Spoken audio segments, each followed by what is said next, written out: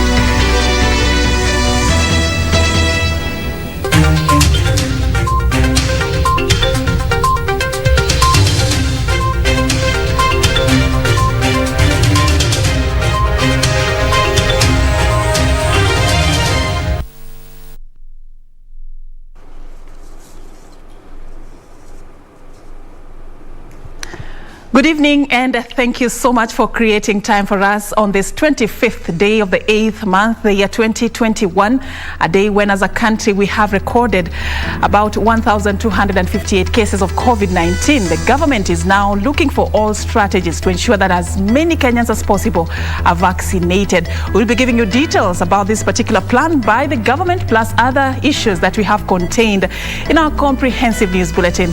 John Jacob Kioria also will be joining us from Nakuru.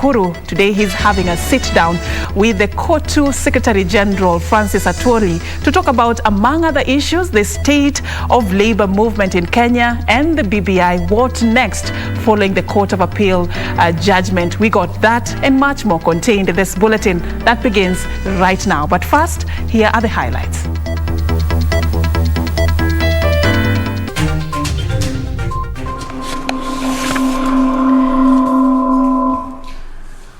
All right, so we got a lot lined up for you. We welcome you to be part of this particular broadcast. At KBC Channel 1 is our social media handle.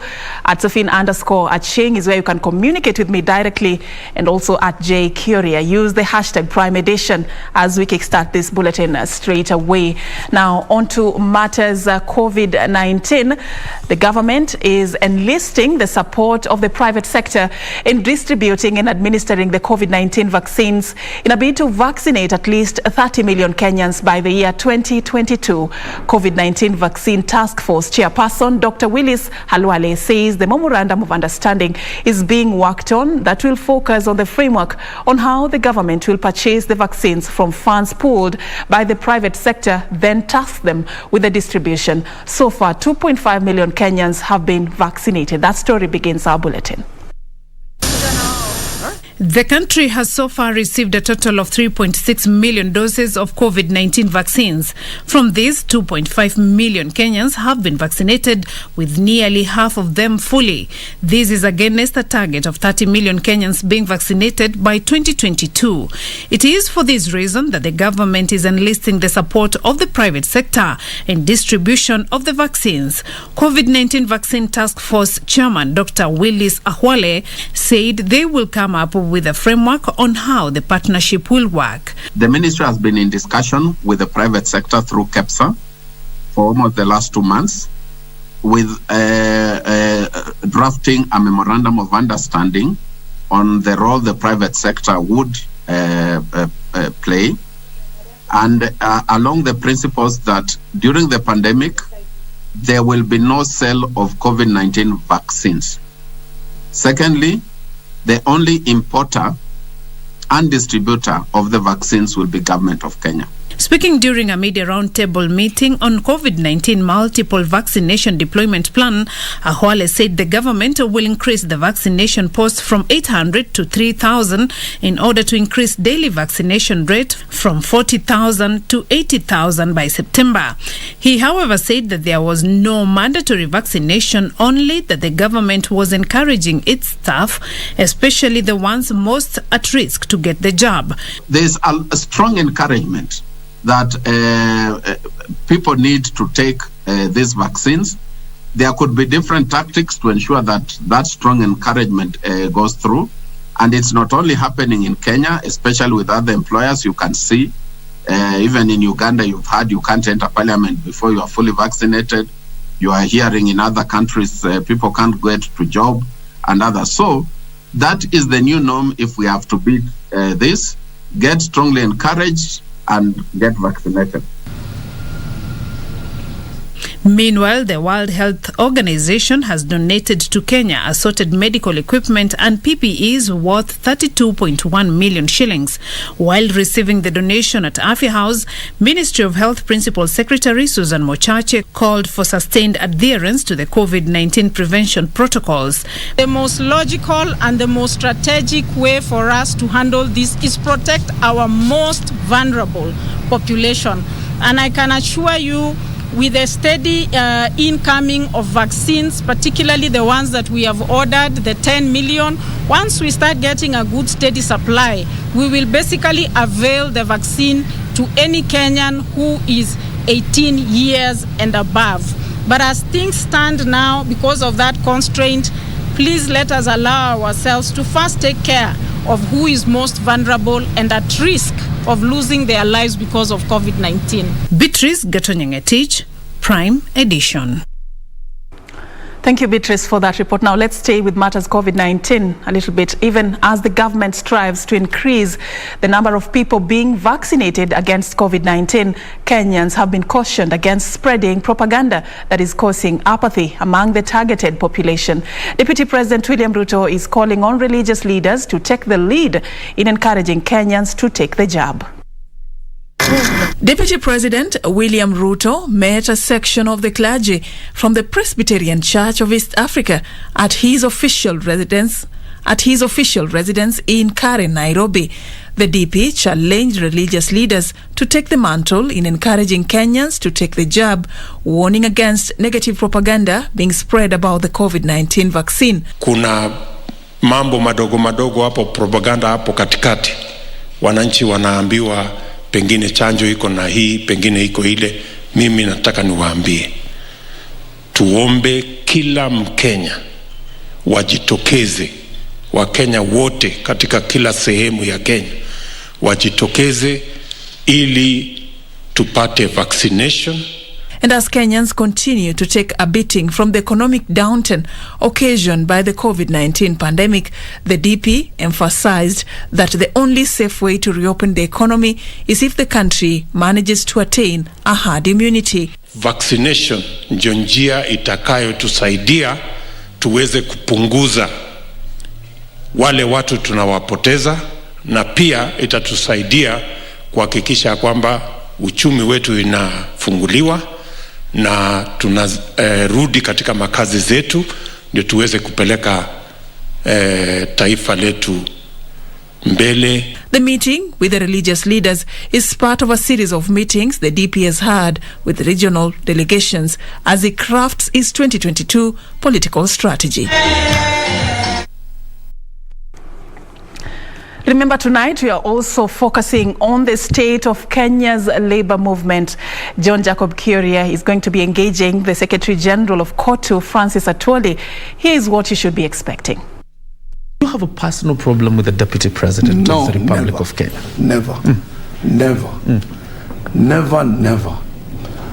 And as I've said, if there was a personal problem, it was in the course of my work during those days. And I can even tell you, there's no personal grudge at all.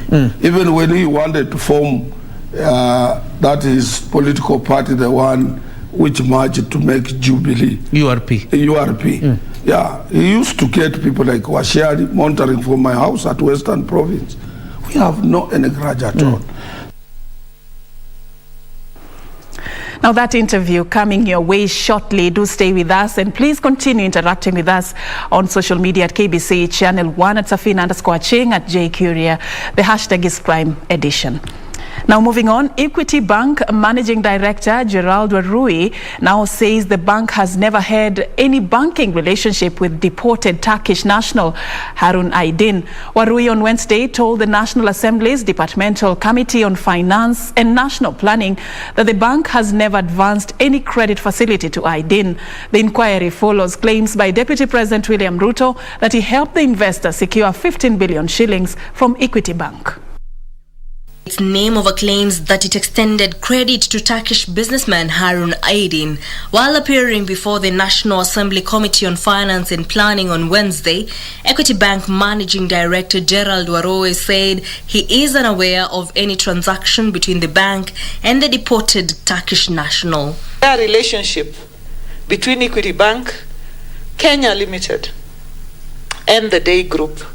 Is there any facility that has been advanced to this particular group? Is it to the effect of 15 billion that we were told about on that particular phone call? Is it true that these accounts of this particular company were frozen by the Financial Intelligence Authority of Uganda? Of course, on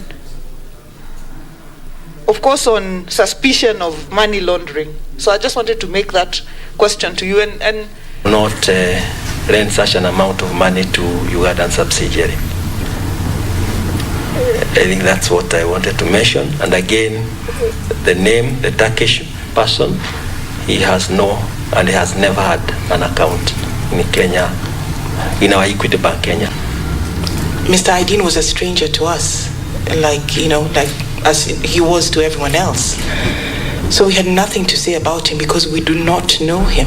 The inquiry by Parliament follows claim by Deputy President William Ruto on August 4th that he had helped Aydin secure a 15 billion shilling loan from Equity Bank. Yule mwegezaji wa pale wa hiyo kiwanda alikuja kwa ofisi hii mahali wewe umeketi. Karibu miaka miwili iliyopita. Akaniuliza, tafadhali natafuta vile naweza kupatana na Equity Bank.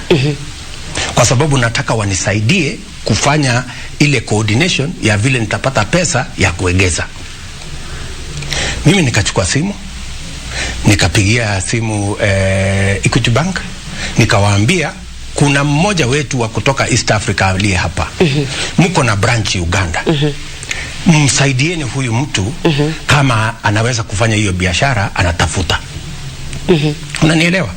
So wakati sasa huyo mtu alifaulu, akapata pesa shilingi bilioni 15 za Kenya, 150 million US dollars. Akaenda akajenga hiyo kiwanda. Questions of whether the bank makes loans on the basis of phone calls, the answer is no. There is a deliberate process that is followed in line with the central bank's prudential guidelines and in line with internal policies and procedures. Equity Managing Director Gerald Warui told members of Parliament that the bank had no customer by the name Harun Aydin and that at no point was he ever advanced the credit facility by the bank. And I want to say, yes, Day is our customer in Uganda. That one I don't want to deny. I also want to mention that in terms of lending, we have not lent the 15 billion shillings to any of those two customers in Uganda.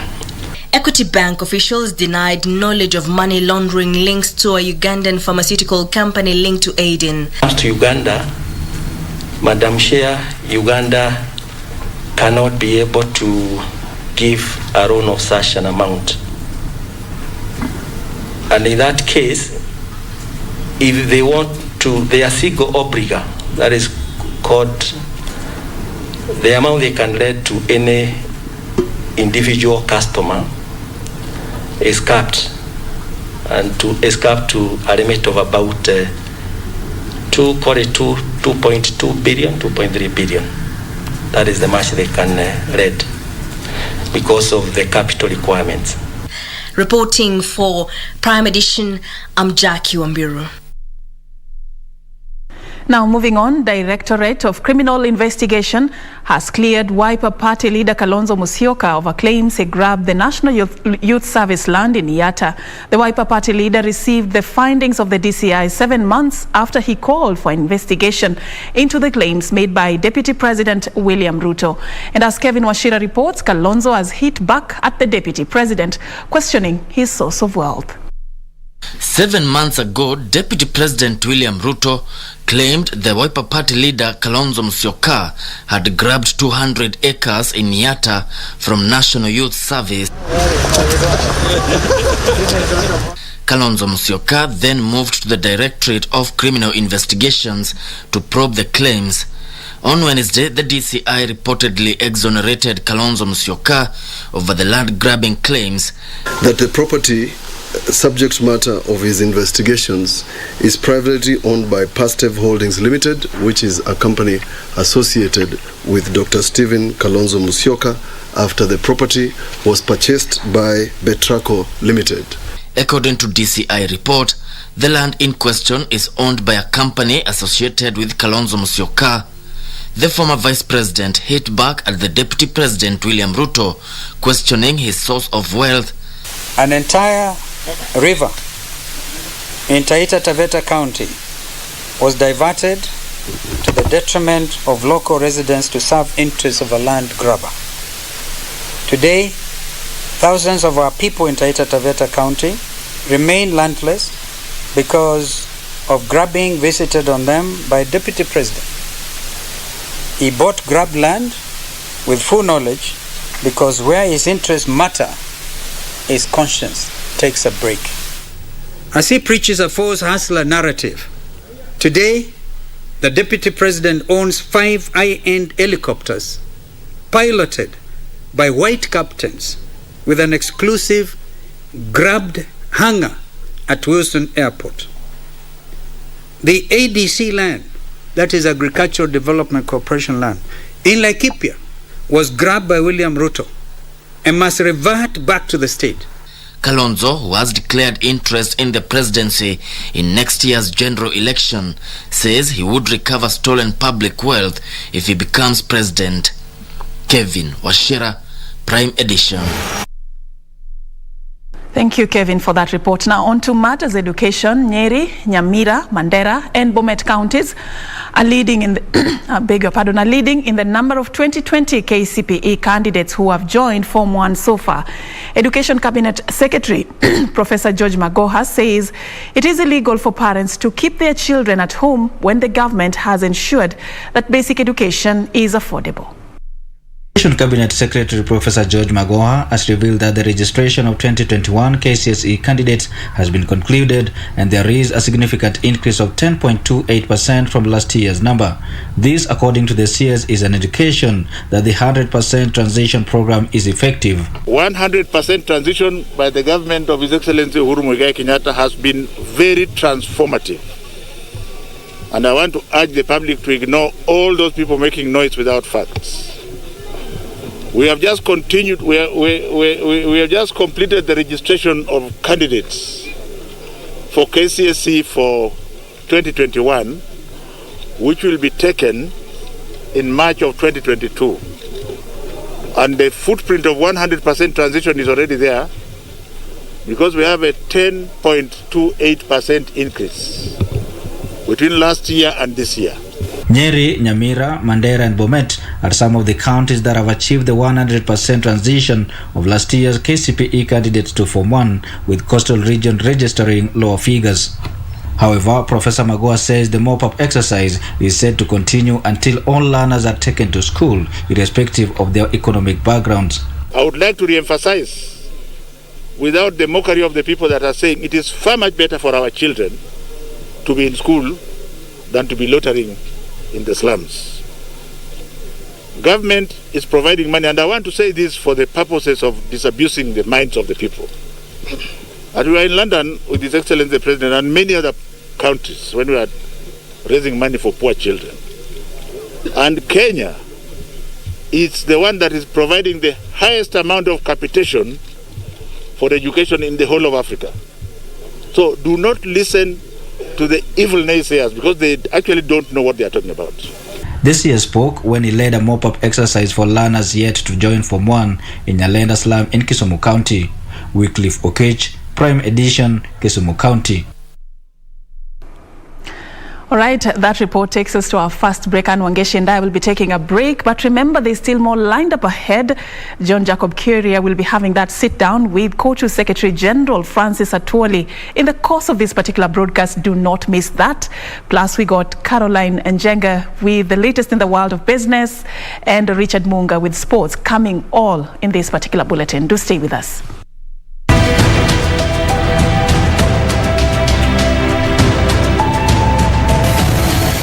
The only people who don't want privatization, of course, are the future shifters, because they said that they have been demanding, the people themselves, the leaders in the area, the members of parliament, resolutions, and we cannot, overlook their feelings and what they want to be done.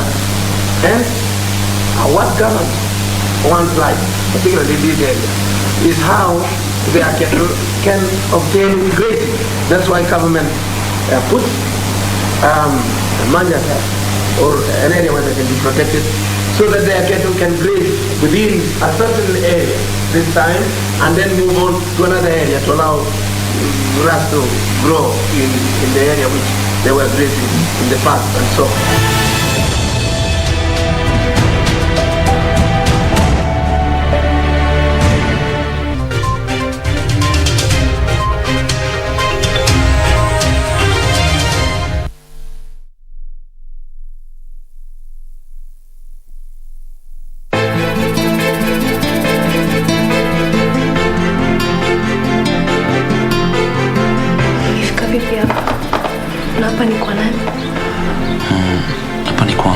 Tumejuana jana tu, sasa inakuwaje leo una nguo ambazo zinatosha mimi? Si ndio nyinyi mlionishauri mimi nioe? Si ndio nyinyi mlioniambia kwa nyumba baba anataka mama mwingine? Sio nyinyi. Tulikuwa tufanye nini baba? Tulikuwa tufanyeje? Baba hasikizi mtu yoyote, hataki kushauriwa na jambo lolote. Nikuulize, bado yuko wapi? Kaburi la mamangu liko wapi? Nataka kupongeza tu kwa kazi yako nzuri. Yaani sijui huyu Maya ulimwambia maneno gani, wala sitaki kujua.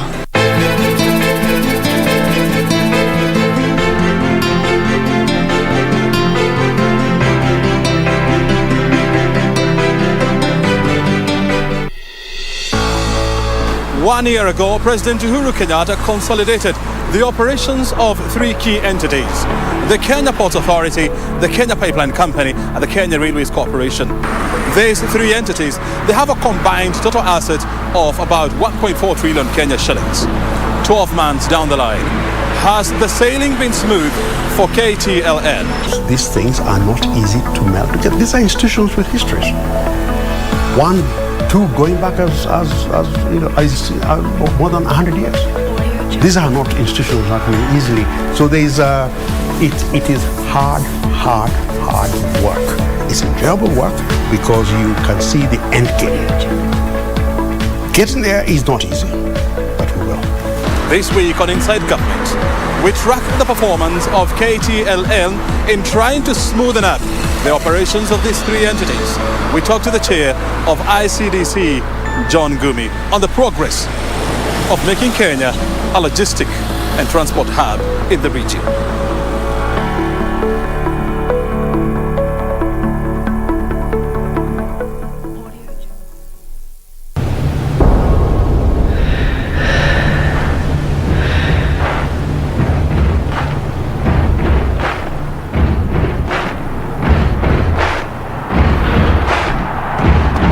The excitement of the Olympic Games doesn't just stop there, as the biggest para-sports event, the 2020 Paralympic Games, gets underway from the 24th of August to the 5th of September in Tokyo, Japan.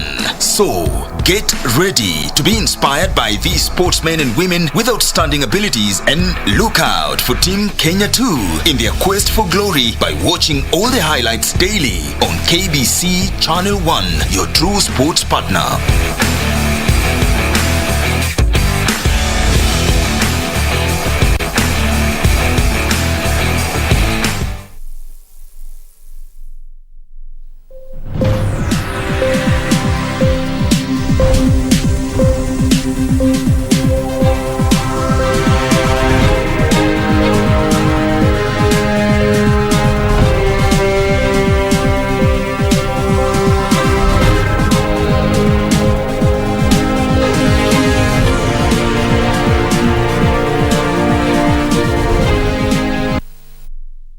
Welcome back, and I'll be standing in for the business and sports news tonight. Let's move on. Industrialization and Trade Cabinet Secretary Betty Maina is challenging those in the tea industry to consider jointly setting up value addition facilities to help reduce operational costs and maximize earnings. The CS, who met East African Tea Traders Association officials on enhancing collaborations with her ministry, said most such value addition facilities owned by individual factories lie idle most of the time, despite running costs and huge investments made in setting them up. Recent years been complaining about low and reducing earnings. This has seen the government move in to introduce reforms in the tea value chain, some of them touching on marketing of the produce. The government feels those in the value chain can do more by embracing each other. This is through setting up of common user value addition facilities that will see them save on the huge costs in setting up the facilities, as well as running costs. Industrialization and Trade Cabinet Secretary Betty Maina, who met East African Tea Traders Association officials at her office, said this would help maximize earnings for both farmers and those in the value chain. The CS underscored the role played by the tea value chain in Kenya's economy. She said tea earned Kenya 120 billion shillings in 2020, which is equivalent to 24% of the country's total foreign exchange earnings. The East African Tea Traders Association officials urged producers to embrace the Mombasa tea auction for selling the produce to take advantage of its proximity to the port of Mombasa, the dollar-dominated nature of transactions with the international buyer, and assured payments within 9 days. Currently, the Mombasa tea auction trades over 450 million kilograms of tea annually, from an average of 650 million kilos produced in 10 countries within the Eastern and Central African region, of which 78% of the quantity is from Kenya. Alan Aoko, Prime Edition. And Laikipia County government will go down in history as the first devolved unit to float 1.1 billion shillings infrastructure bond. This is after the county assembly has voted to endorse the infrastructure bond that is expected to fund capital-intensive development projects in the county, such as smart towns and irrigation. Last month, members of the Laikipia County Assembly questioned a proposal by Governor Ndiritu Mureithi administration to borrow 1.1 billion shillings through an infrastructure bond. While passing the 8 billion shillings budget estimates for the financial year 2020-2021, members questioned how the county government would repay the loan. The tide has turned and members of the County Assembly have unanimously approved the issuance of the 1.4 billion shillings infrastructure bond. This means Laikipia County Government will be the first devolved unit to raise funds through an infrastructure bond. The funds will be used to finance infrastructure projects for 2021-2022 financial year. Watu ya Sekera tulikuwa pamoja na ofisi ya gavana mkutano Sekera. Na sisi kapitisha ndio. Sisi takubali hiyo kwa kama watu ya Sekera tafaidika kwa njia hii ama ile nyingine. Kuna mambo mingi imeweza kusimama kaunti ya Laikipia nzima, haswa mambo ya maendeleo, na tukakaa chini na viongozi. Tulikuwa juzi Nairobi, tuliweza kupitishwa nambari kwa nambari, tuliweza kuelimishwa zaidi kuhusu debt ya kwamba venye itaweza kulipwa, sio Derito Morethi anakula pesa ya watu, kazi ndio Derito analetea wananchi wa Laikipia. In a heated debate, 19 members unanimously supported the motion with 5 opposing on accountability reasons. The debate that lasted 3 hours saw members debate on how the bond would finance development projects. Those who opposed the bond said there was a lack of a framework on how the loan will be repaid and could burden the Laikipia residents. Niko hapa nikiwa nasimamia wajiko watu wanaliki wote. Na ndio kiwadi nimesikia kila mwenyeji amesimama, Mr. Speaker anasema analiki iko na maendeleo. Ni sawa na kuungana shukuru kwa sababu niko na nyuki. Lakini ningetaka kuhamisha wajumbe hawa. Mwaka uliopita tuko na miradi mingi sana Mr. Speaker, tulipitisha katika hii bunge. Mr. Speaker, we were taken through the infrastructure board, and in fact sometimes around June or July, Mr. Speaker, the national government had a crisis where our people, some of our people looked even to the World Bank that Kenya does not need hatutaki deni Kenya tena. Ngoja nikwambie hawa mama wanataka boga, wajiko hapa hapo mashinani. Hana chochote, akisikia mzigo mwingine itakuja bega yake, anakuangalia wewe anakuona. The infrastructure bond issue was approved by the National Treasury, National Assembly, Commission on Revenue Allocation and the Capital Markets Authority.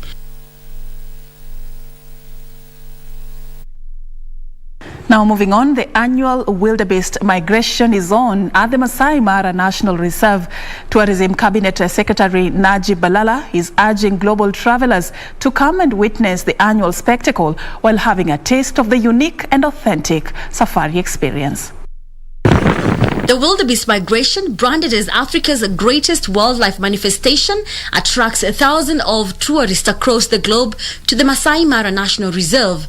Between the months of August and October, over 1.5 million animals, mostly wildebeest and zebras, crossed the crocodile-infested Mara River from Serengeti National Park in Tanzania to the Masai Mara National Reserve in Kenya in search of pasture. The event is a daring and dangerous expedition for the animals, as thousands die crossing the crocodile-infested Mara River, as well as from other predator attacks. With the COVID-19 disruptions, Kenya is exploring other ways to bring the spectacle to the tourists.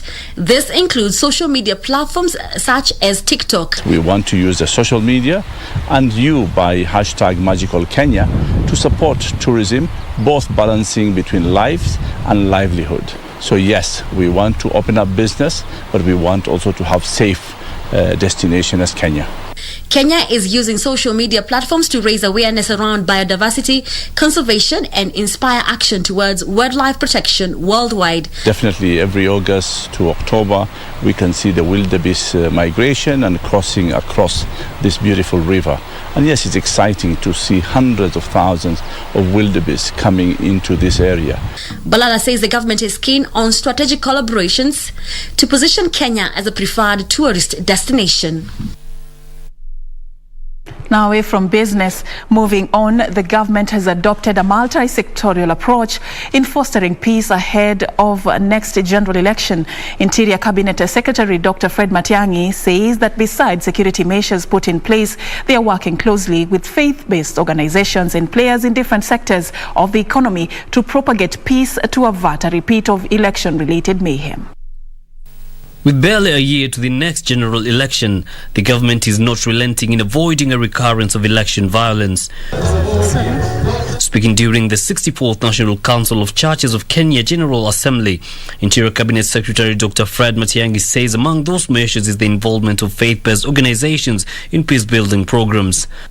So where you have meetings organized by NTCK for youth, we need to make sure, Stefan will make sure our county commissioners are there. They work with these young people to preach peace across the country, to talk to their fellow young people, to avoid being misused and to belong to gangs, to avoid being abused by political leaders. We are focusing now on active social groups like the border, and through NTSA we want to begin building structures that we work directly with matatu owners, matatu welfare associations in various areas, and matatu circles, because they bring together critical role players in reaching out to our population as we go forward. Matiang'i said security will be beefed in areas identified as hotspots for violence, adding that the government is better prepared this time round to curb chaos during elections.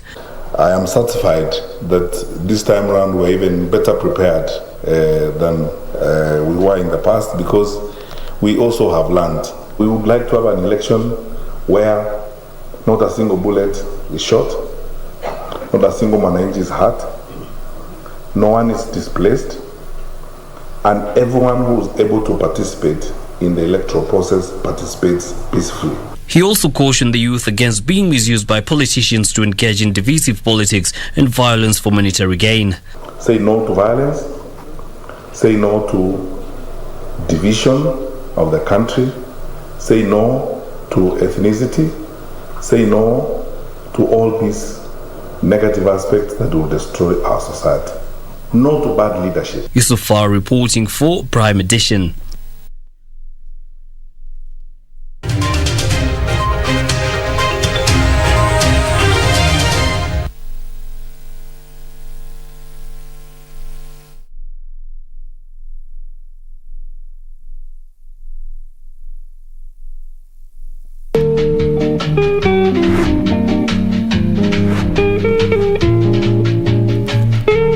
Acha nirudi. Ndachukua wokovu, niweke wokovu yangu chini na utajua ujui. Wewe ni mwizi.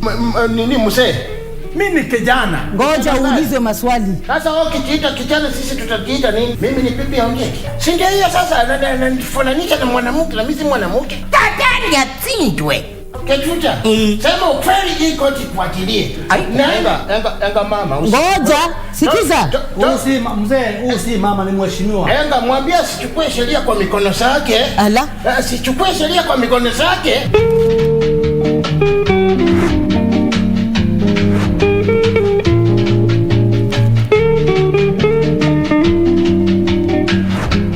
Quiero amarte de una forma diferente.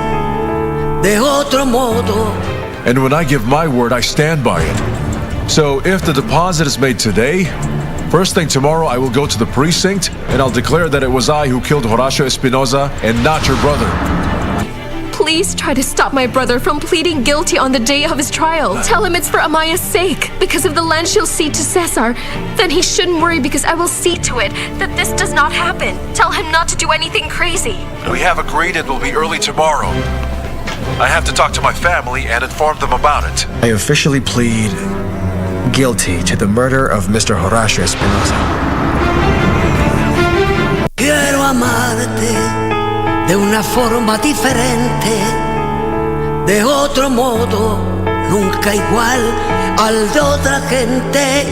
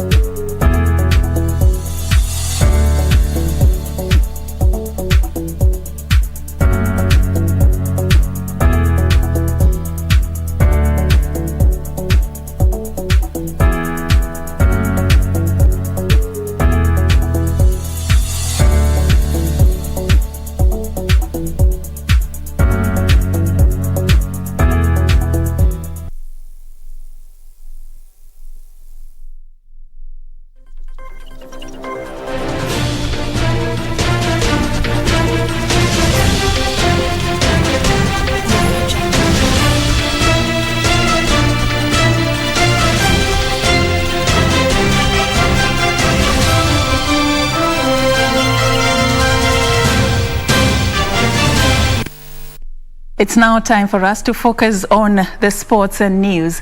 Now, Kenyan lone rower Asiya Mohamed Sururu has hinted of registering impressive performance at the ongoing Paralympics Games in Tokyo, Japan. Asiya will begin her medal quest on Friday when she takes part in the women's PR1 sculls category. Elina Shiveka reports from Tokyo. Para-rower Asiya Mohamed Sururu concluded her training today, Wednesday, at the Sea Forest Waterway course here in Tokyo, Japan, ahead of a competition slated for this Friday. Asiya, who has made history as being the first female Kenyan para-rower to participate in the Paralympic Games, says her technical training of 3 months she underwent in Portugal and strength coaching back home in Mombasa will propel her to make an impact in the Games. Najua Portugal si kama nyumbani, hakuna sima, hakuna sukuma, lakini sasa ukifika nyumbani unakula kidheri na matumbo, unaingiza power sasa. Sasa nyumbani ilikuwa power. The 29-year-old Asiya, who also participates in tennis, badminton and wheelchair marathon, postulates that despite being pitted against superior opponents, especially from Europe, she might just sneak through them to the podium. Kwanza niko na objectives mbili. Moja, sio kwa wa mwisho. Hata kama ninashindana na watu na experience 5 years experience, mimi ni wajana, haiwezekani. Sitatoka mwisho, lazima nitapita katikati yao. Mmoja hapo ndakufa naye. Na pili plus sitakuwa kwa final B, nataka kwa final A. Asiya's coach Joshua Kendagor asserts that Asiya is one player who believes in herself and her confidence will work wonders here in Tokyo. Ijumaa ndio tunangojea. Asema tumeongea, yeye atamaliza ile nguvu iko nayo. Tutapangia Africa Finals. Asiya, who is ranked first in Africa in the para-rowing women's single sculls event, is confident of representing Kenya well in the sport of rowing. Reporting for KBC Channel 1, this is Elina Shiveka from Tokyo, Japan. Shiveka there from Tokyo, Japan. Thank you, and all the best to Asiya in her quest to bring back the medal home. Now, moving on, Kakamega Homeboys midfielder Shami Mwenye Kibwana is the July FKF Premier League Player of the Month after a successful month with the Kakamega-based club. The midfielder was in sensational form in July, finding the back of the net 8 times in 6 league outings, as Homeboys won 5 of those matches and playing out to a draw 1. Shami Mwinyi began the month of July with a brace in a 3-1 win over Ulinzi Stars, setting up Alan Wanga for the third goal in Nakuru. He followed it up with another brace in the 4-2 win over Mathare United at the same venue. In the following match, he scored 1 goal as Homeboys down Nzoia Sugar FC 2-1. He experienced a 2-match drought against Wazito FC and Sofapaka before returning to the score sheet in style with a treble in the 4-1 win over Kariobangi Sharks. Niko na injury ya Achilles, broken shoulder, so niko na struggle na injuries, but mindset of everything, mentality, ku adjust na situation na ku pick it from where you left. Sharks forward Eric Apaito, who was also in great form that month, came in second while KCB's David Simiu finished third. Meanwhile, Homeboys tactician Nicholas Muyoti has been named Coach of the Month for the same month, that is July, after he guided the team to a sensational performance. Kwanza kabisa tulikuwa tumeenda kwa run mbaya sana na ilifika time ambayo wachezaji ilibidi waamke. Nashukuru hiyo mwezi tulicheza kwa level nyingine tofauti sana, tulipiga mabao mengi na I think tungeendelea hivyo mpaka tumalize ligi, nadhani tungekuwa hapo namba 2 namba 3, lakini haikufanyika hivyo. Though hiyo effort ambayo waliweka, I think ndio leo nimesimama hapa na pata hii award. Muyoti beat Ulinzi Stars boss Benjamin Nyangweso and Wazito coach Francis Kimanzi to the award. Now, Djibouti's FDFC jetted into the country early today in preparation for the inaugural CAF Women Champions League CECAFA qualifiers that are set to kick off on Saturday in Nairobi, Kenya. 8 clubs from the East African region will take part in the tournament as they aim to be the sole representative in the continental competition from the region. The tournament will feature 8 of the top women clubs from the East African region in a group and knockout format. The winner will gain one automatic qualification slot to the CAF Women Champions League to be played in Egypt later this year. 8 clubs that have since confirmed participation in the tournament include Kenyan champions Vihiga Queens, Burundi's PVP, FAD of Djibouti, Ugandan champions Lady Doves, Simba Queens of Tanzania, New Generation from Zanzibar, Yei Joint Stars of South Sudan, and Ethiopian champion CBE. The 8 have been pooled into 2 groups, with Group A comprising of PVP, FAD, Lady Doves and Simba Queens, while New Generation, Yei Joint Stars, CBE and Vihiga Queens make up Group B. Meanwhile, Simba Queens team manager Selemani Makanya believes the Tanzanian champions are favourites to clinch the automatic sporting contention, saying the country's football development surpasses any of their rivals. Kweli timu zote ni timu nzuri, kwa sababu lazima kwanza tushukuru. Unajua timu yote inapokuwa ni mwakilishi wa nchi lazima kitu cha kwanza ushukuru, kwa sababu mpaka kufikia kuwa bingwa ina maana tayari ni timu nzuri. Lakini sisi kama Simba tunakuja kwenye mashindano kwa nia moja, tunakuja kushindana. Lengo letu ni kutaka kufuzu hatua ya awali kuingia hatua ya pili ambayo itakuwa ni kuelekea Egypt. Kwa hiyo sisi lengo letu kwanza tunawaheshimu, lakini pamoja na kuwaheshimu tunakuja kwa nia kutaka kushindana. Ni yetu ya kushindana ni kwamba tuweze kuvuka stage ya kwanza kuelekea stage ya pili. 2019 sport. The National Women's Rugby 15s team Kenya Lionesses lost their Africa South America World Cup pre-qualifier after suffering a narrow 15-16 loss to Colombia in their qualifier played at Nyayo National Stadium in Nairobi. Colombia raced to a 6-0 lead through penalties scored by influential Maria Alzuaga.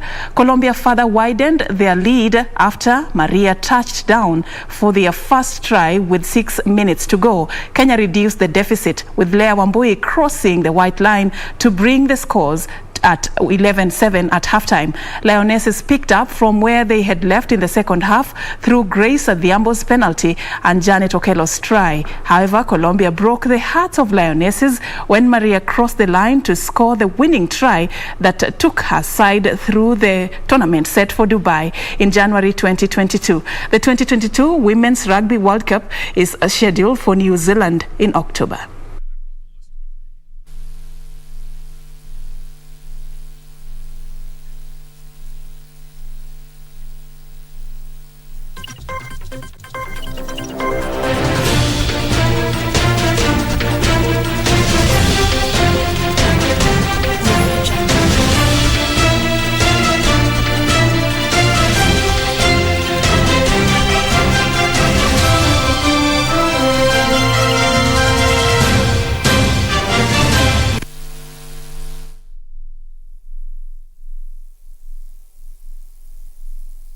Pata mtumaini Mungu kama skiza tune, bonyeza *811 *815#.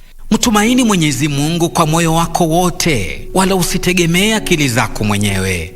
Umtambue Mungu katika kila ufanyalo, naye atazinyosha njia zako. Usijione wewe mwenyewe kuwa mwenye hekima. Mche Mwenyezi Mungu na kujiepusha na uovu. Methali 3:5-7. Kupata mtumaini Mungu kama skiza tune, bonyeza *811 *815#, *811 *815#.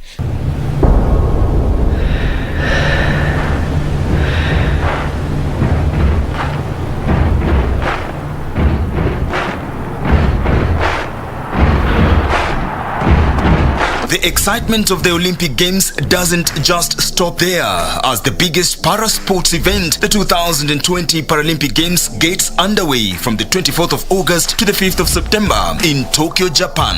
So, get ready to be inspired by these sportsmen and women with outstanding abilities, and look out for Team Kenya too in their quest for glory by watching all the highlights daily on KBC Channel 1, your true sports partner.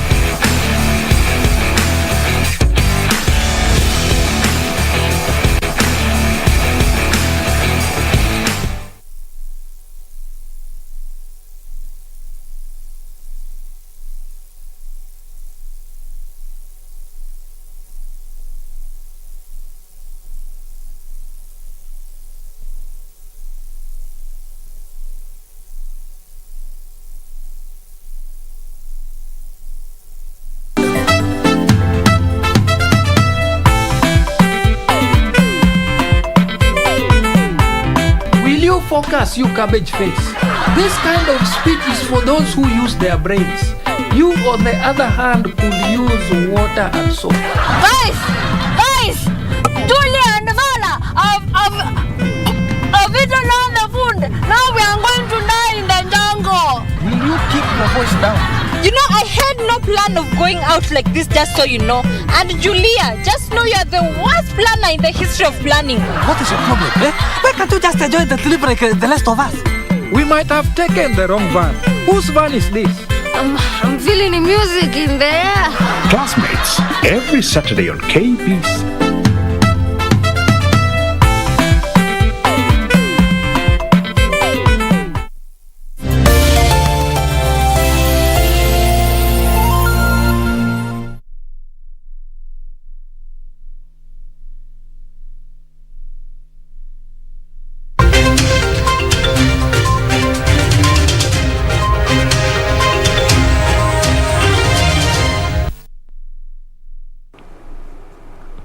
Now let's move on. The Independent Policing Oversight Authority has launched investigations into the death of a man during protests in KAHAWA West on Wednesday morning. IPOA says it will seek to determine whether the death falls within the authority's mandate of holding police accountable for their actions. The man was shot dead during protests over demolition of kiosks.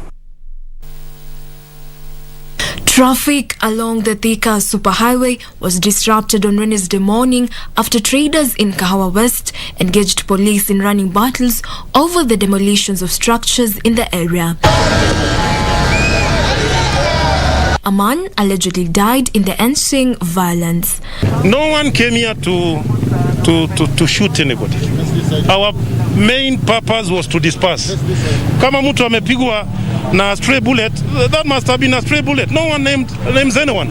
The Independent Policing Oversight Authority says it has launched investigation into the incident. In a statement, IPOA said will move to ascertain whether the death falls within its mandate of holding police accountable for their actions. IPOA will also determine whether the deceased succumbed to injuries allegedly caused by police officers enforcing curfew orders. Demonstrations broke out after the Nairobi Metropolitan Services allegedly brought down traders' stalls in the wee hours of Wednesday. Irate residents lit bonfires and barricaded the eastern bypass during the melee. Jacqueline Masharia for Prime Edition.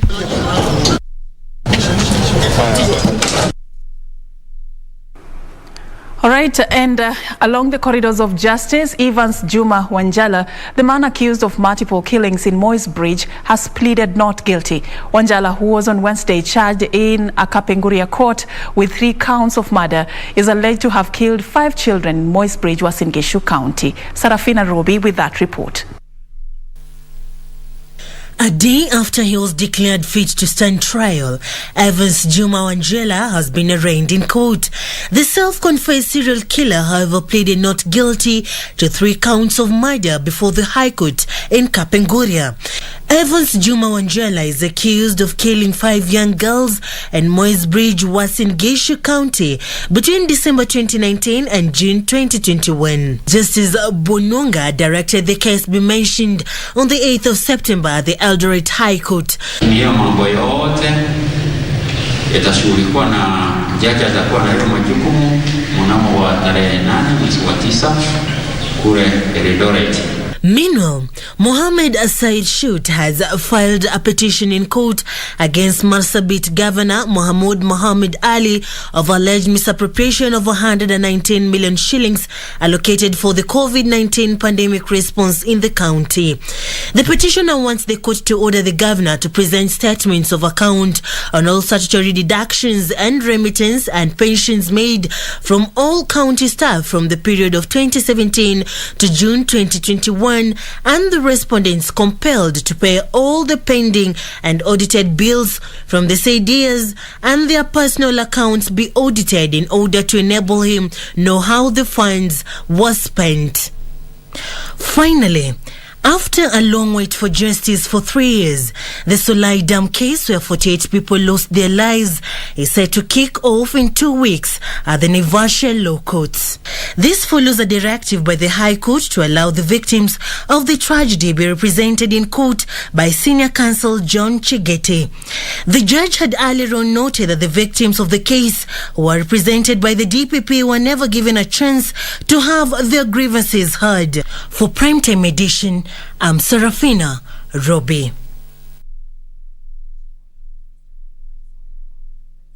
And also in the African continent, the African Development Bank, through its Youth Entrepreneurship and Innovation Multi-Donor Trust Fund, has provided more than $7.3 million for youth empowerment.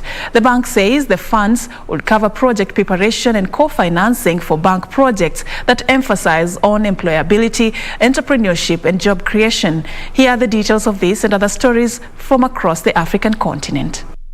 June and July this year, an African Development Bank's Technical Review Committee approved 8 projects' proposal to receive funding in an important milestone for its Job for Youth in Africa strategy. The bank says that approved proposals will receive funding of more than $7.3 million to operationalize their activities, creating several new enterprises and an estimated 20,000 jobs across the continent. The fund placed emphasis on employability, entrepreneurship, and job creation through enterprise and value chain development. The fund has also supported countries that implement policies conducive to private sector development and youth employment. Meanwhile, the Ethiopian government has started to develop a state social media platform to rival all the largest existing alternative. The government does not plan, however, to block services such as Facebook and Twitter. For the past year, the Ethiopian social media space has been pulled into the ongoing armed conflict between the central government and the Tigray People Liberation Front. The Ethiopian government has drawn criticism from human rights groups which link it to unexplained social media blackouts affecting Facebook services. Finally, Zimbabwe will use more than half of the $961 million it has been allocated by the International Monetary Fund in the form of special drawing rights to support its beloved currency. The currency now trades at 85.82 to the US dollar and even lower on the black market, a plant that made it difficult for the government to get it accepted locally, and it's generally not tradable outside the country. Zimbabwe Finance Minister said that for the support of the currency, the government wants to hold back about $500 million.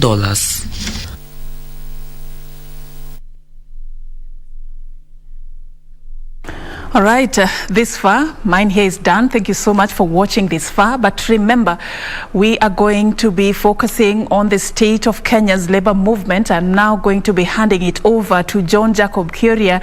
He's having a sit down with the KOTU Secretary General Francis Atwoli to discuss this among other matters. The interview begins right now.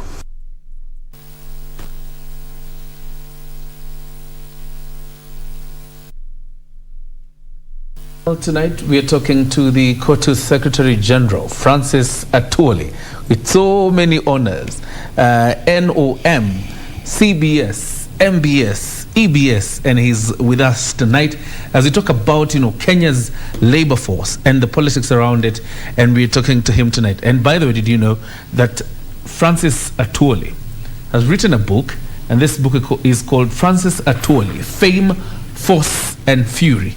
And I'm sure at some point he will tell us what is contained in this book. First of all, Bwana Katibu, thank you very much for joining us tonight. Asante, John. All right. To begin this interview, first of all, congratulations again on your appointment to the Global Awareness Fund, or Workers Fund.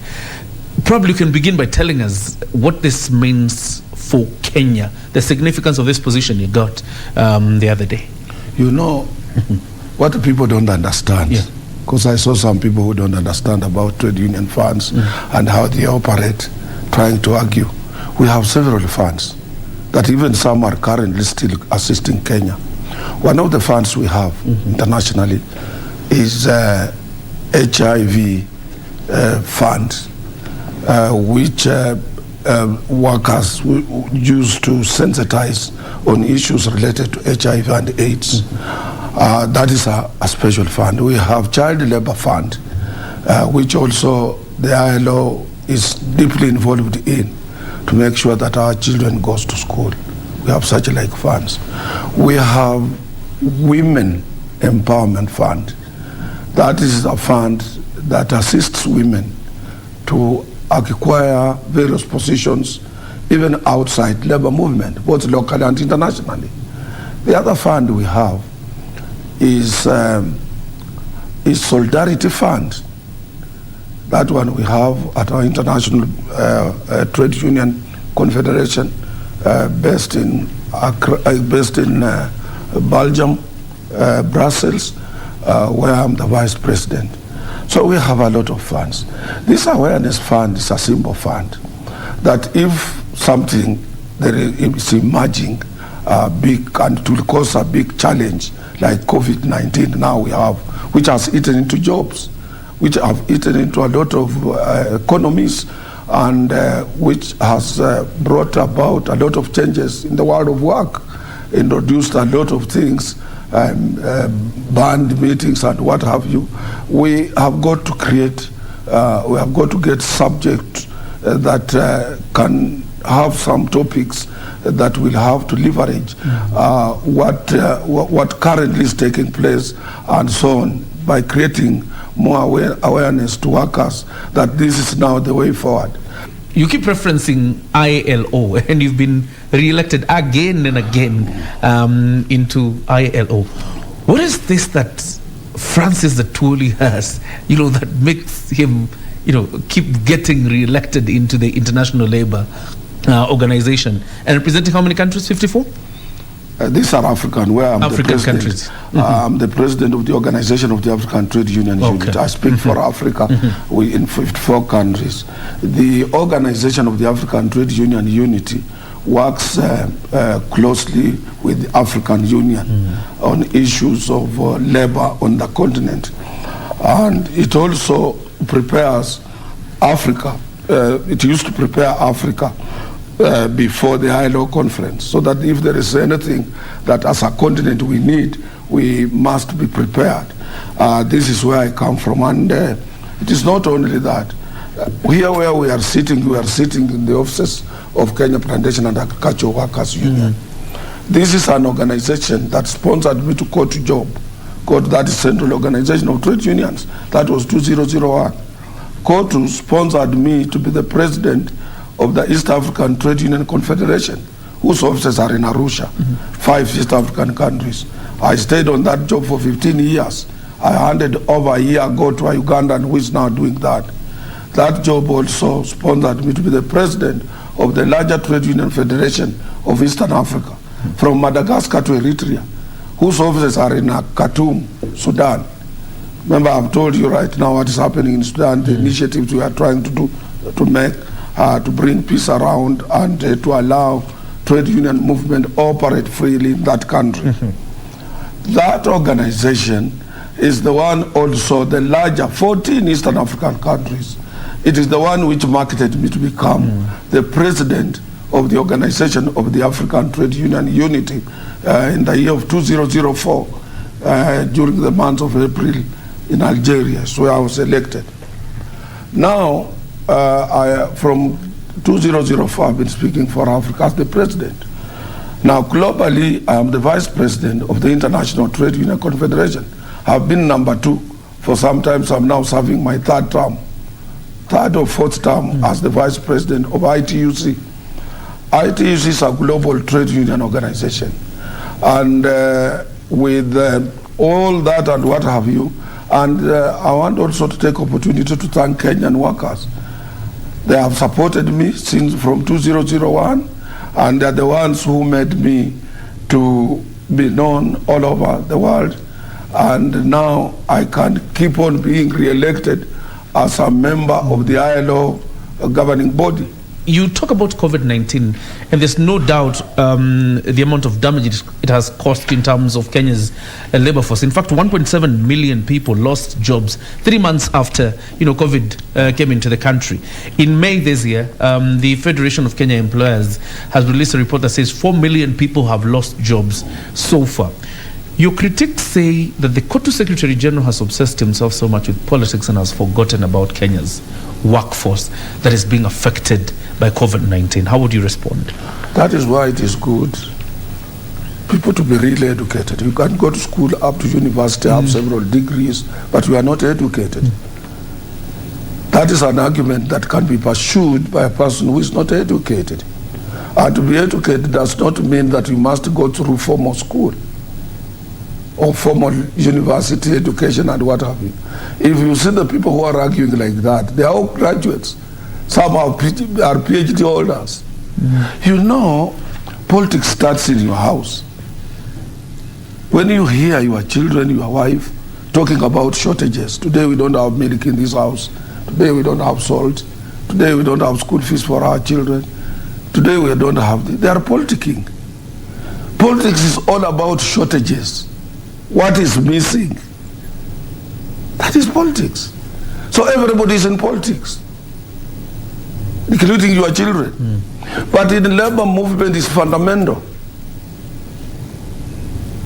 Because you have heard people talking about the economy. We rely on the ability of one's purchasing power. If your pocket has no money, I have no business in being a trade unionist, and you are a worker. So I must talk. Who will bring in sound management and policies that will spur economic growth, expand employment opportunities, make more money for our country, and people get more jobs, and we protect those jobs? If you sit dormant, agitating for workers, and in the kitty there is nothing, and people who are taking management of that kitty, they are still stealing, you will be a stupid labor leader. Because ours is not a civil society. We are a pressure group. We pressurize. For example, we are going for elections next year. We will be voting. And we must know whom are we voting for. Can this person be able to manage and grow economy and create employment? Is he trusted? Can we trust him with our votes? Can we trust him with our properties? Can we trust him or her with our children? Can we trust him with our wives? Can we trust him with our daughters? Why do you?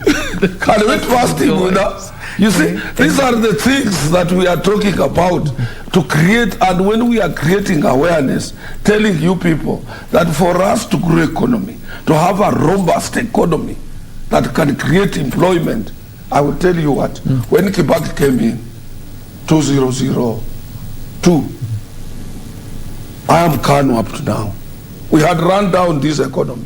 It was at minus 2% of our total GDP when Kibaki was coming in. And what Kibaki did, he looked for professionals, some that he knew when he was still at Makerere. People like the late Mwiraria. He called them, come and help me to refurbish this economy. 2006, it is us who reported through our Department of Economic and Research, KOTU, that our GDP has grown up by 3%. It was funny. When we went fighting, 2007, we were at 7.1%. 2005, banks were hawking on a payslip, you get a loan to buy a car. So you must know what type of a leader you want to lead. And we should be moving to. All right. Let's wind up on the issue of Kenya's labor force and get into a bit of politics. Do you have a personal problem with the Deputy President of the Republic of Kenya? Never. Never. And as I've said, if there was a personal problem, it was in the course of my work during those days. And I can even tell you, there's no personal grudge at all.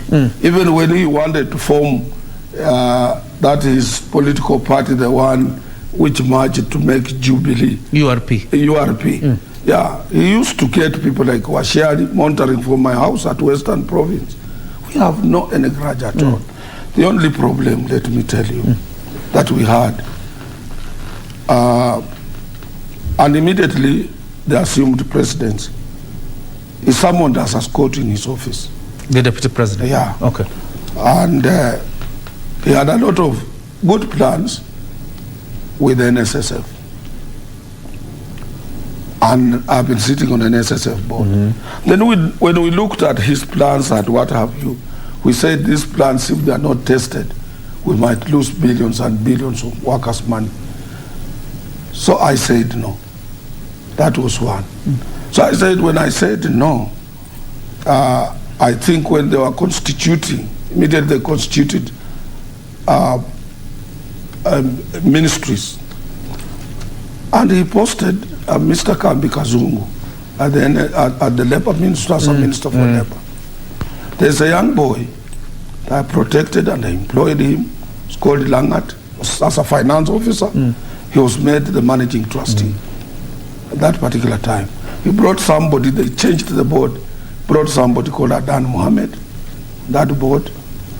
And they came up with things, if you had things like Tasia, like what have you, where we were to lose a lot of about 5 point something. Is that the point where you and Jacqueline Mugo are removed from the board? Absolutely. So that is where we start disagreeing seriously.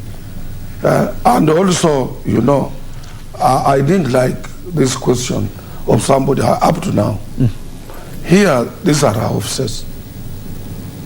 I have up to a level of people I talk to.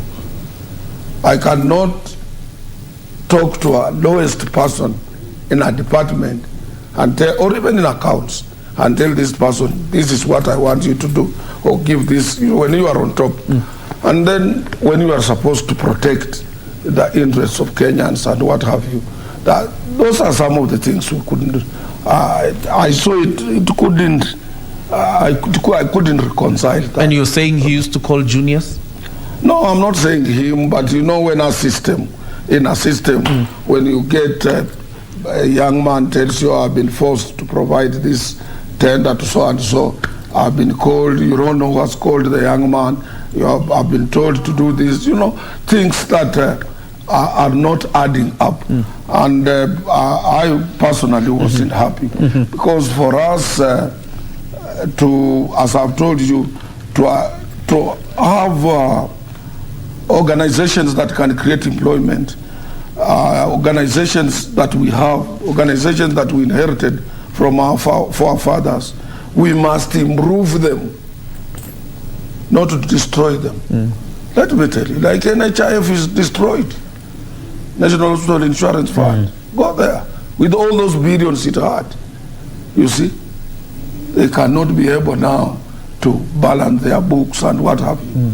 This is very serious, and these are the things I'm telling, and so many other organizations, and we need to expand. Look at Kenyatta National Hospital. We should not be having this Kenyatta National Hospital. The land had been earmarked from there where Kenyatta National Hospital is up to Bunyala Road down there. It was a government land to expand a hospital into a wonderful, a big hospital, all inclusive, including the Armed Forces Hospital, police, everybody there, laboratories of different type, women hospital, children hospital, like those big hospitals we see when we go outside Kenya. Go to Switzerland, the whole estate, the whole big place, about 14 kilometers square is a hospital. That is how that place was. See how that land has been dished out. Those are things that sometimes we say we need somebody who can be assertive and say, this is what I want. But let me tell you, I always tell people, if you want something, work for it. Even yourself. Don't allow yourself to be given something for free. Just work for it. Don't always be attracted by a free land of government. Don't always be attracted by a free plot of government. Don't allow yourself to be attracted to a free government house. Don't be attracted by a public land or anything like that. There is somebody even after 100 years will come and evict your children. Work for something, even if it is a quarter an acre. Buy it. So I want to tell you for sure, me, if you asked me, maybe the way I handle my things, I have no personal grudge with His Excellency the President, Deputy President. Recently I suggested, that was my own opinion. I said, we want BBI. BBI was because when there is a problem after every years of election, it is workers, women, and children who suffer. It was not a question of portioning people jobs. And even if you are to apportion people jobs and there is peace after elections, let it be. That is how it is in other governments. And it was not only that which was in the BBI. I said this BBI is good. This country is polarized because there is no country on the earth that immediately after elections, after the new president has been sworn in, politics starts on that day. For another 5 years, people politicking. In other countries, you will be disqualified. After elections, people go back to work. So now when a country is polarized, like what we are doing now, I said, I suggested, let us have BBI. If we will not be able to get BBI in time, the way it is, let us start afresh. If we can't start afresh, let's ask parliamentarians to give us an opportunity to amend our constitution. And we can extend by 1 year. You know what the Deputy President says? Some people are just stamping. We have never been just stamping. Some people are obsessed. This country belongs to all of us. Don't test our patience. Which means his patience can run out, can get out of his patience. And it is me. Is that why you said he will never be president? No, why I said that is not why I said that it should not be related. That was a long time ago. Why I said this guy, he might not be the president, and he will not be the president of the Republic of Kenya come 2022. It's because if you look at him, it is either him or never. That is how he is. And I said that before I knew he will take on his own boss. There is no way it has happened like that in the history of the world. Where your deputy comes out and takes, I saw from the beginning, little did I know, before we end their term of five years, he would have taken on his boss face to face. I said this guy will not be. I thought that his anchor and his moves will be on wananchi. You know, when you want something by force, it must be you. You can't get it. You cannot get it. And that's purely your problem with him? That was not a problem. That is, I was prophesizing how his behavior and how his behavior. Okay. I have no problem with him, I've told you. As a person, I have no problem with him. Yes. But I was seeing the way he was handling himself and handling people. And the way he wants, whatever he wants, he must get it. And rushy, you know? Within a shortcut, a shortest possible period, he wants to have this, he wants to have this. You know, well, if you go through that route, it is very difficult for you to get it. And you have tried it. Try to see what you want, and you want it quickly. You will never get it. Because, let me tell you, for now, for free, who are the biggest losers on this BBI? It is you people from Central Province. More constituencies, more money than any other person. Billions of money you have lost. In ward fund, who have lost? Who have so many wards? It is you. You have lost money. And several other, forget about ward fund, other constituencies which were coming with money. The vote of the money, you know, a lot of money which was going to Central. Billions and billions of money, you are the losers. And that through devolved system is where people are now creating employment, my friend. Development is realized at a low level through a devolved system. So when somebody says BBI, he's only talking about those positions. People want, they want this BBI, but they want to create jobs. Why are you not talking about World Fund? Why are you not talking about 1 man, 1 shilling? Disparities in this CDF and what have you. Why are you not talking about that? And that is what was all about BBI. All right. So those are the things that would have created. Who are the biggest losers on this BBI? It is you people from Central Province. More constituencies, more money than any other person. Billions of money you have lost. In World Fund, who have lost? Who have so many words? It is you. You have lost money. And several other, forget about World Fund, other constituencies which were coming with money. Devolved the money. A lot of money which was going to Central. Billions and billions of money, you are the losers. And that through devolved system is where people are now creating employment, my friend. Development is realized at a low level through a devolved system. So when somebody says BBI, he's only talking about those positions. People want, they want this BBI, but they want to create jobs. Why are you not talking about World Fund? Why are you not talking about 1 man, 1 shilling? Disparities in this CDF and what have you. Why are you not talking about that? And that is what was all about BBI. All right. So those are the things that would have created opportunities for the rural people, unemployed people, to get employment. Let's talk about your press statement immediately after, the nullification of the upholding of the judgment by the High Court, by the Court of Appeal on Friday. And you appear to say the silver bullet to ethnic antagonism was contained in the BBI. I'm thinking about the Constitution as it is, SG, and what it says about even appointments to public service should reflect the face of Kenya. Absolutely.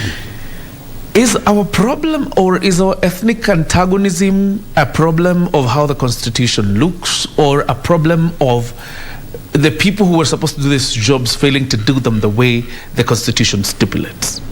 Do you know, from a long time, since we attained independence, we pegged our politics on ethnicity. And we cannot move out of that. What we need to do, we need to play it positively. We need to accept that we are ethnicity-based guys in this country. We must accept that. We should not pretend. We must accept we are tribal as a country if we want to get out of it.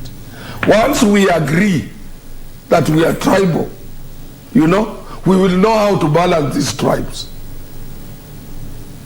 Once we have agreed, we have accepted we are tribal, we will know how to balance. And if we have a cake, we will know how to apportion this cake to these tribes. So that is what I was saying. Now, BBI had a little bit tried to address that. So that you cannot, you see, even and it had, in the BBI, it was properly reflected that even the leader of the opposition, if he loses, he has an office, supportive staff. He's just as if he's in the government. He's in parliament. He can go to parliament and address parliament. He will be kept busy in parliament. You see? And those other competing big political parties, which are all ethnicity based, they will have a slice in the national leadership. We should not pretend the way the deputy is saying, walikuwa wanataka kutakiana tu kazi nini. Wewe unataka upate hiyo kazi uende nayo peke yako. Never. Never. Wengine pia tukubali so that there is stability. That is what BBI was addressing. It's not a question. We must accept. You can see immediately after elections how the ministries were formed. We are second, we from Western Kenya, the Luyas, we are the second largest to Kikuyu, according to census. We were left out completely. Wamalwa was our second thought to come into the cabinet because of his friendship with the president. But then there were two communities to share the load. Save to Uhuru tried to give to other people. He asked Mudawari, whom do you bring to me? Kibaki, bring me somebody. The Kikuyu professionals, get me somebody. He went to Luo Nyanza, he picked somebody on his side. He picked people.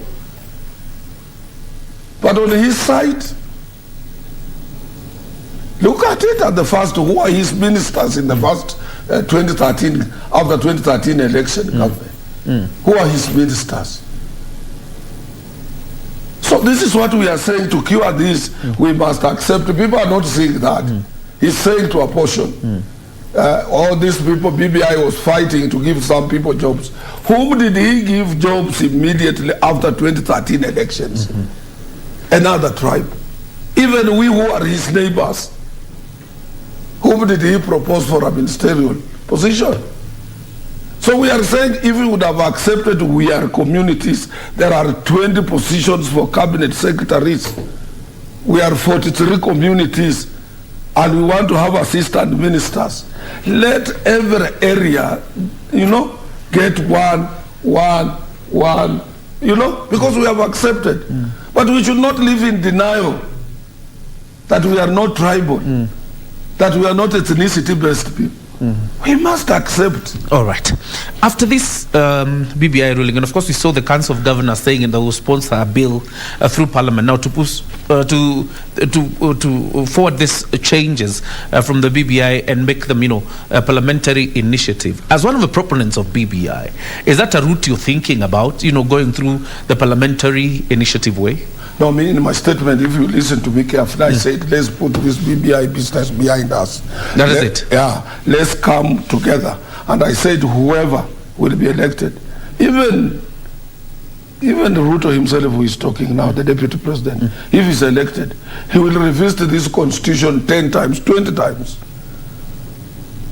I listened to him saying, we are losing what we had gained. He opposed the 2010 constitution. He opposed it. So what is he losing? He didn't support it. You lose what you fought for. He didn't fight. We were fighting for it. We went throughout. You saw court going everywhere for 2010 constitution. We were part of it.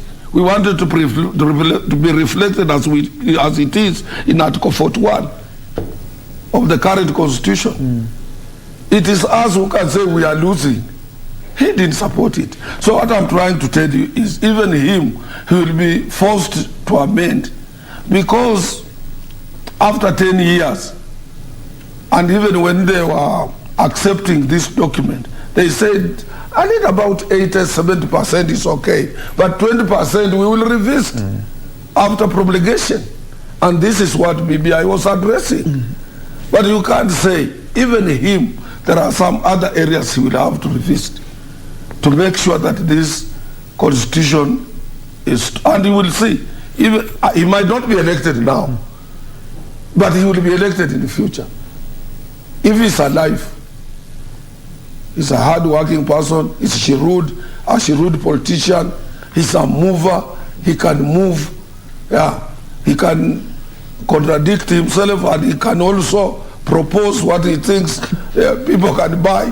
He's everything. Your closeness with the president, and I think you've seen your face being splashed all over newspapers, President Uhuru Kenyatta's inner circle. Are you an advisor to the president? No, that is a creation of the press. That is a creation of the press. You can ask anybody. And you can ask anybody who knows President Uhuru Kenyatta. He has own self-thinking tank in his own head. Yeah. I hardly talk to him. You hardly talk to him? You don't advise him on anything? You can even ask him, brother, who is my friend David. Okay. You can ask anybody who is close to him. Yeah. You can ask Kinyo. The head of public service. The head of public service, Joseph, whom we have worked together for a long time. That is a creation of the press. I'm not. What people say like that, I think what I stand for is more or less related to what President Uhuru stands for. One is peace of this country. It's paramount. Peace immediately after elections. And I said immediately after BBI ruling, let's maintain peace of this country. And we are praying, let's not have a leader who can avenge and revenge. Is Francis Atwoli planning to run for public office? Because we've seen... Never? Never. I'm even tired, I've told you. Yeah. I have been in labor movement for the last 54 years. I was first elected on 3rd of September 1967. After having been employed on 2nd of June 1967. And after this, I have told I was to retire in 2011. My colleagues refused because we have gotten a new constitution. 2016 said, no, we are giving you another 5 years. You know, 2021, now I told them I'm finishing to refurbish Tomboya Labour College to a world-class college and let me go home. Francis Atwoli is not running for public office. No public office, and you will never hear me when I go home. Okay. I will be doing something different. We will not hear from you. No. I will be going to the church, and I'm a Catholic. I will be interested. I will still having some strength to teach the small kids catechism. But I will never hear me in politics. Francis Atwoli, the Sunday school teacher. As we wind up, SG, what is this one fascinating or interesting thing people don't know about Francis Atwoli, other than the public life that we see of this fiery trade unionist? What is this other interesting thing that Kenyans don't know or ignore about you? Maybe they don't know what I do because almost in every primary school and secondary school and in the university, there is my child there that I'm educating. I have 84 children from different communities in school that I pay school for, personally without a foundation. And in this office, you can go to books to check the months of January and February, both Kotu and here, I don't earn a salary. Yeah, paying school fees. Wow. And I'm happy here also. It is in the constitution. They did put it in the constitution that the children of veteran and poor people, we can also assist. So I pay school fees for them. All right. Yeah. All right. It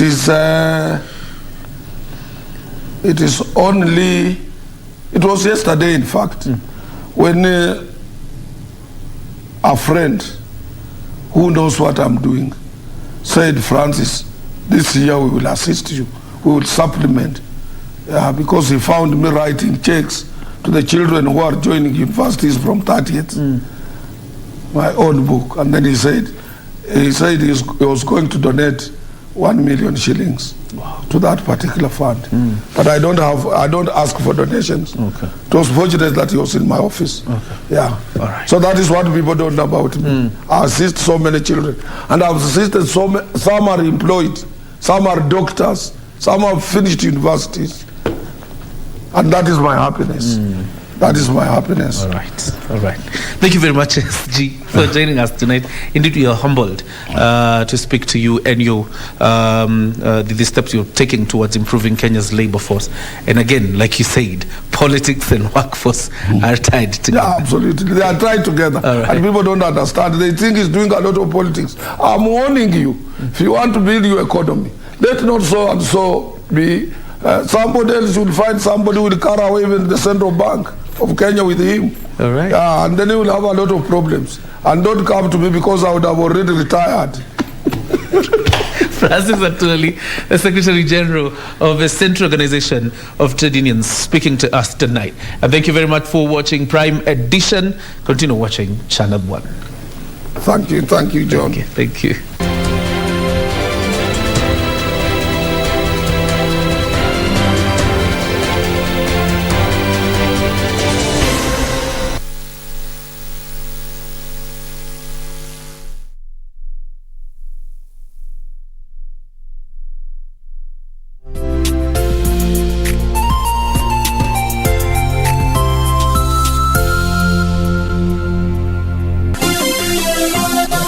Beauty College. Vera Beauty and Fashion College, with branches in Nairobi, Eldoret, Thika and Meru. Did you know that we are a TVET approved institution? We offer courses in fashion design, interior design in soft furnishing, event decoration, flower arrangement, event planning, hairdressing, barbering and dreadlocks, beauty therapy, makeup, nail technology, spa massages, teaching skills, TOT, solo business management, and many more. Register now and visit our website on www.verabeautycollege.com. You can also call on 0725-923-550 Nairobi branch, 0728-087-689 Eldoret branch, 0722-227428 Thika branch, 0725-000-706 Meru branch. Vera Beauty and Fashion College, a TVET approved institution.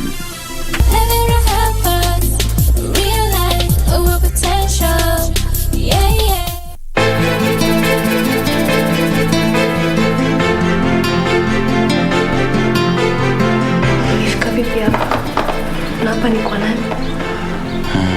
Hapa ni kwa Ouma. Tumejuana jana tu. Sasa inakuwaje leo una nguo ambazo zinatosha mimi? Si ndio nyinyi mlionishauri mimi nioe? Si ndio